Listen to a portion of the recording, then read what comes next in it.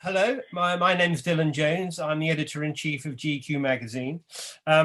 We have spent most of the past year in various states of lockdown, not being able to convene with family members nor celebrate birthdays or Christmases in the way that we used to. Indeed, we've had to isolate ourselves from each other, locally, worldwide.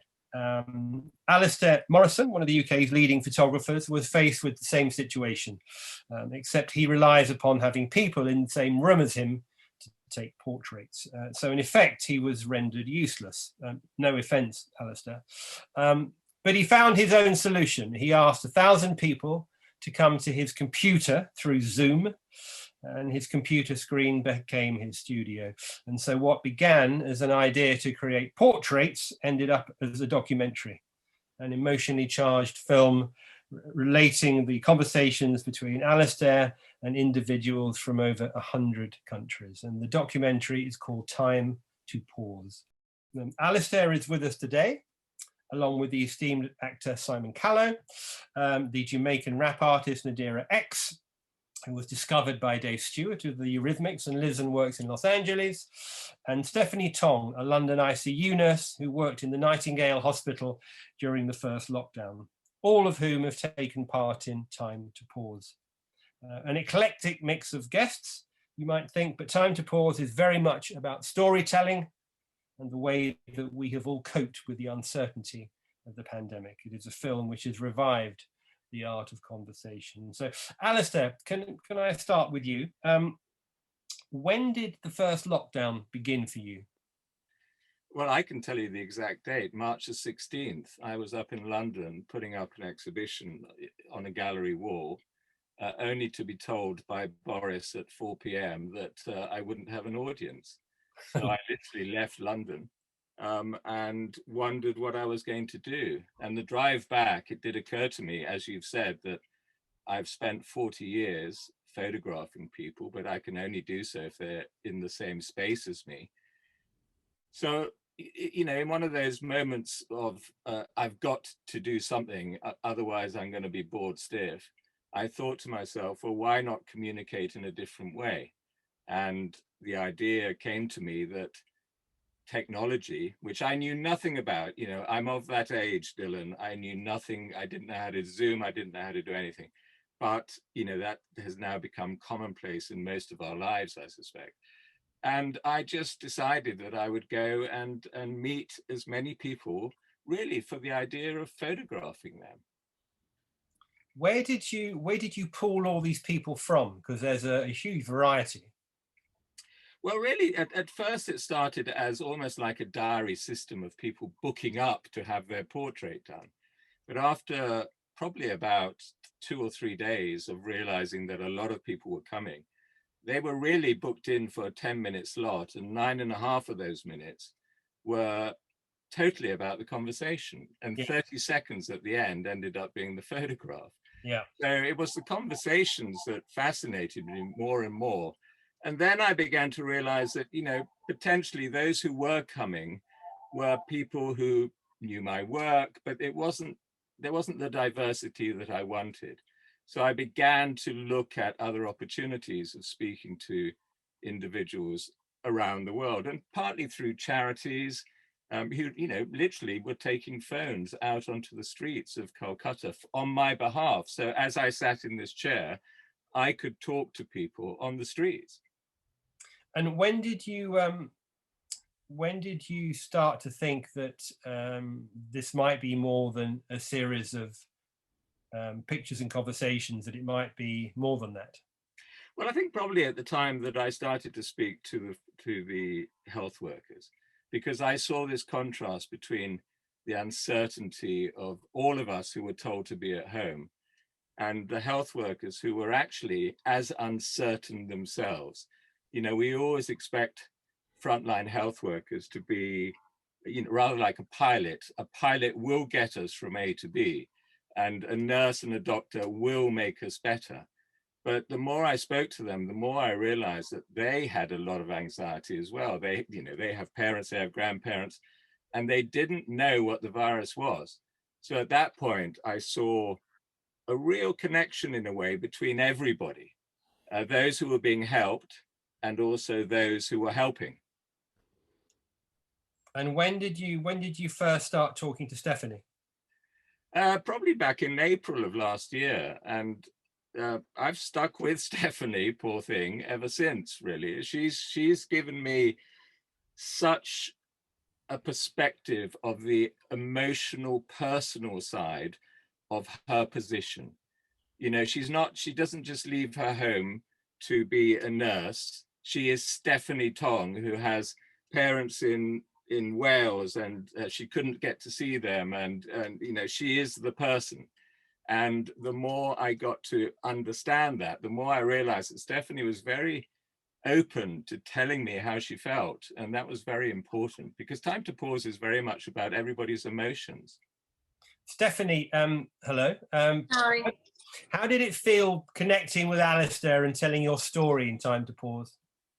It felt really real and strange all at the same time. There was so much going on in the background, and then I had this opportunity to talk about my feelings, my feelings, you know, to the stranger. He's no longer a stranger.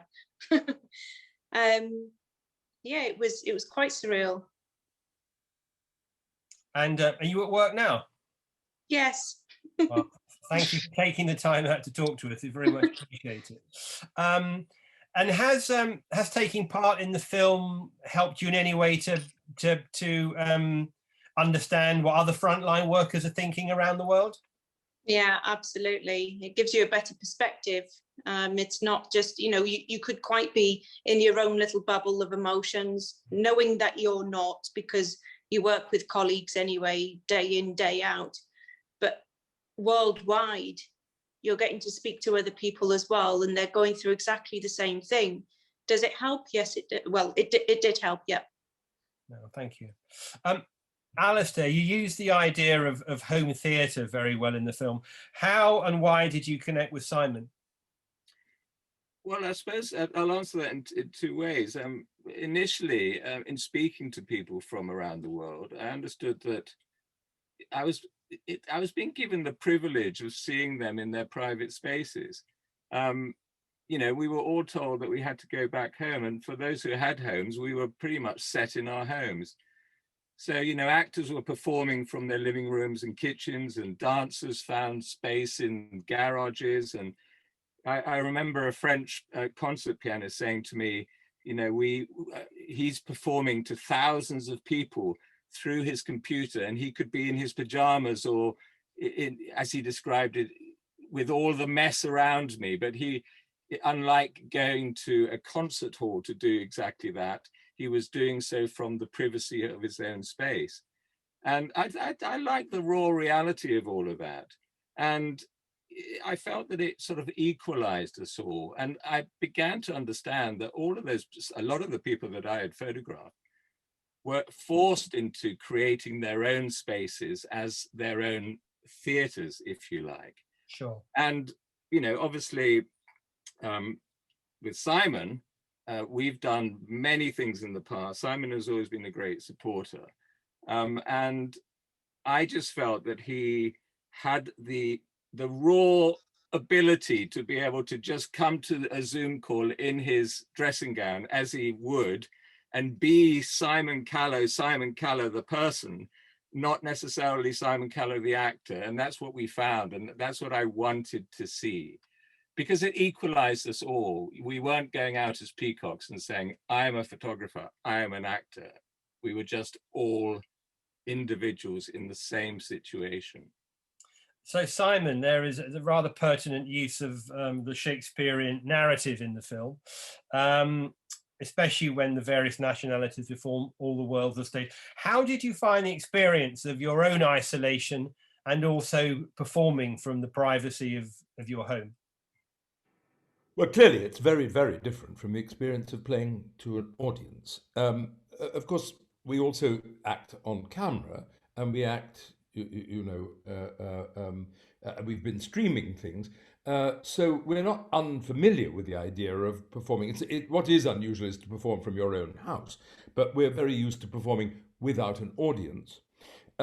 What's been very odd, but has, in a sort of sense, had its wonderful side too, is that at a moment like this, of confusion and bewilderment and anxiety and fear, it's normally the job of performing artists to engage with their audiences and lift them out of it, give them new impulses, new thoughts, celebrate, face the facts together. That's what has always happened in critical times, even during, I mean, notably during the Second World War, when literally when bombs and doodlebugs were falling around, people still managed to get into the theatres together. They came together, which is a very different thing from watching something on the television. You came together with your fellow citizens and you faced it all together. And that's what we've all felt. I know this not only for myself personally as an actor and my fellow actors, but musicians, dancers, everybody who tries to communicate with a public which is assembled together to hear the good or the bad news about our condition at this moment. We've just felt hopeless. We felt absolutely impotent. And we've all done, or many of us have been able to do things. We've been lucky enough to do things. You know, I was asked to do something about Shakespeare's sonnets as part of a series called Culture in Quarantine. And literally with an iPhone, I filmed a program about Shakespeare's sonnets. I performed half a dozen of them. I discussed the background, particularly because Shakespeare, perhaps more than any other writer that I know of, was obsessed with time. And so especially in the sonnets, he's kind of, as he says, all in war with time. He's fighting what we're all fighting against. You know, the clock is ticking for everybody. And in this particular situation that we're in, it's become a very present terror that time might end for us. But as it is, time is anyway, we were saying earlier, is strange. It's deformed. It doesn't function the way it should. We all feel that we're sort of stuck somehow, as Coleridge says so wonderfully in the Ancient Mariner, like a painted ship upon a painted ocean. We feel as if we're not. It isn't real. Any of it is. None of it is real. And so that's why I wanted to look at this idea of time. So it was a wonderful thing to be able to discover that with an iPhone, you can more or less have a camera. You can do overhead shots, you can do tracking shots, just holding the iPhone in your hand. And that, of course, was very interesting and fun. And the program looked rather good. And so, of course, there is a lesson. You know, you can do things a lot cheaper than you thought you could and make them look pretty good. So that's a good lesson to learn, but it hasn't really materially solved this problem that people can't come together anymore, as they must do for football matches as well. It's that, you know, it's not a million miles apart. It's the same sort of impulse that wants you to come together with your fellow citizens and not be stuck in your home. And that's what's been the great loss, of course, for us. Did you feel that you were somehow giving more of the private you because you were perhaps more exposed? I think I was giving a bit more of the private me, not because I was exposed, but because I was at home. The opposite, in fact. And because I was holding my iPhone and there was nobody else around, so I could just confide my thoughts into that iPhone. Nadirah, you have experienced firsthand what's been going on in the US, obviously. Has the experience of being part of Time to Pause given you any insight into these times during the pandemic for other people? Absolutely. I think this format that Alistair has created has definitely given each of us the idea, the capability to reach into other parts of the world and experience what's going on with them live, especially with what Stephanie has done and all the other doctors. I think those are the very intense parts of it for us to experience. So it's definitely, it's definitely a very, very strong format he's created here for us to experience each other's kind of moments during this time. You rather powerfully acted as a translator in the film from Mother on the Streets of Calcutta by simply narrating in English her words. How did you find that experience? Yeah, that one was Alistair didn't want me to read it until filming, and so there was some emotion there that you get reading it right away without practicing it or rehearsing it, and you feel, as a mother, that I am a mother, this sense of hopelessness while it was happening, while you're reading these words. It was an emotional kind of trip to go on, because I'm not in that situation, but as a mother, I can relate to that situation. Like I would be in the same pain. It seems to me, Simon, that the Time to Pause is fundamentally about storytelling, but from a real life perspective, real people with real emotions, which must resonate with you. Did you feel that when watching the film? Well, of course, there's a very distinct difference between something which has been fashioned into an art form and something which is raw and actual. And I don't think it would be true to say that the art form is aspiring to the condition of raw emotion. It's actually doing something else. It's trying to transform it into something else, to moderate it, and in some cases to render it absolutely quintessential. I think but you're right that storytelling is, in a way, the greatest binding force that art knows. And anybody who's stood in front of an audience and told a story, it may be in the form of a play, or it might be a monologue, or it might be actually just storytelling. Time, again, is an extraordinary thing. It brings you into time present. You must live the story. If you are engaged by the story, nothing else matters. You must know what comes next. And that's the thing that we've lost at the moment, is what comes next. We just don't know, and it's almost impossible for any of us to guess or surmise what comes next. And but it's always chastening for anybody who's an artist, whether a writer or a director or a performer, is you're always rebuked by reality. Because when you actually hear somebody telling the raw truth of their own story, then you are absolutely, you're reminded of your responsibility towards real experience, and there's nothing that can substitute for that. But art does something else. So I'm happy to have spoken Shakespeare's sonnets, where where emotion is crystallized into an extremely formalized state, which, curiously enough, becomes overwhelmingly emotional. The greater the craft, the more powerful the impact. So, I don't know whether that answers the question, but there's a terrifically strong relationship between these two things. Stephanie, your theatre is obviously rather more different to everybody else's, but did the experience of taking part in Time to Pause make you at all feel more connected with what was happening beyond the trauma of work, say mental health issues in particular? Did it make me feel more connected? I think it made me feel more emotional. Alistair had a wonderful way about getting stuff out and talking. And I guess I wasn't sure whether I wanted to talk at that particular time.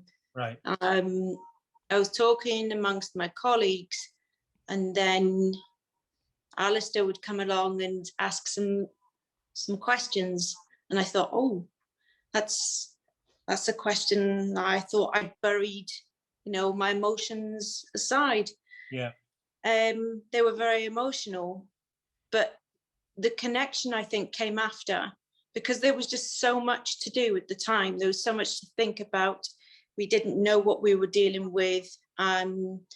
Things were changing on a daily basis. How do we look after this virus that's going on and affecting so many people, affecting the mental health of so many staff?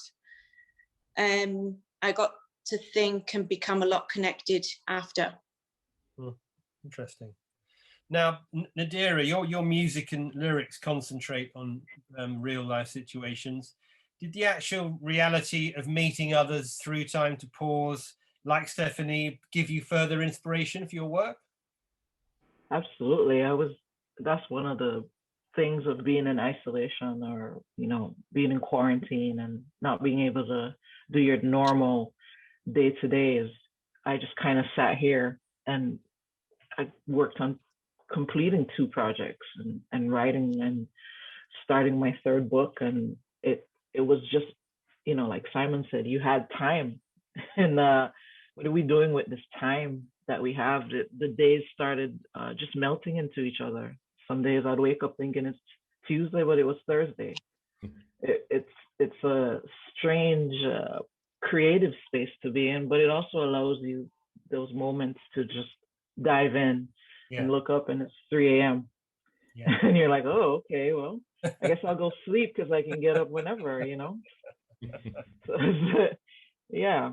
So yeah, I did. It did allow for that. So there's some things to be thankful for in those ways. For sure. Perhaps we should conclude with Alistair. How has the whole experience of sitting at your computer over the last year and talking to 1,000 people, how has that affected you? Apart from the fact that I've lost 2 stone, God, I've put on 2 stone. Congratulations. I know. I'll give you my vegan menus. Do you know what? I thought I was slightly invincible. I've always said that through my photography, I wanted to find a kind of a truth in a portrait. And therefore, I also felt that the camera was just the tool to create that. And I was looking much more than at the individual's emotional psyche. And I suppose I became more of a psychologist than a photographer during all of this. But at the same time, and Simon used the word, I felt a real responsibility with that, because I was actually telling other people's stories.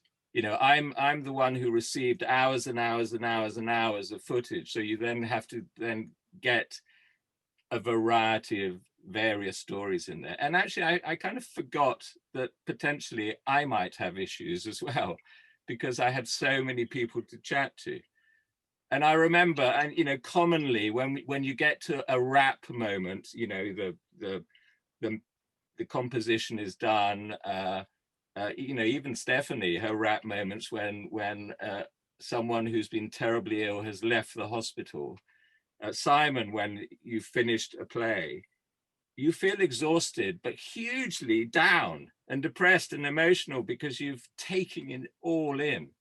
So there was a moment when I finished the edit where I had to pretty much go on my sabbatical. I actually left the chair and went downstairs for a while, just simply to get away from all the stories, because I probably had to, someone would say to me, you know, a therapist would say, you had to sort your own story out at that stage because you'd translated everybody else's stories.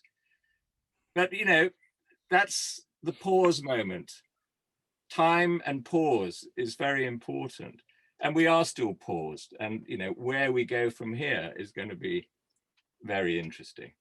But of course, we have conflicting positions around the world. So even if we sort ourselves out in the States or here or wherever, we're always bound by other people's borders still, aren't we? So, you know, even if we're all right, it doesn't mean to say that our lives can go back to how it was. Well, it's clear that Time to Pause has connected many people from many walks of life around a very uncertain but universally shared experience. And what is fascinating is how simple yet emotional conversations through a screen have allowed strangers to meet, when at another time in life, obviously, we may never have crossed paths, just as we all have today. So thanks to all of you for spending the time with us today, and congratulations on Alistair on an extraordinary project. So thank you all very much indeed. Thank you. Thank you. Bye-bye.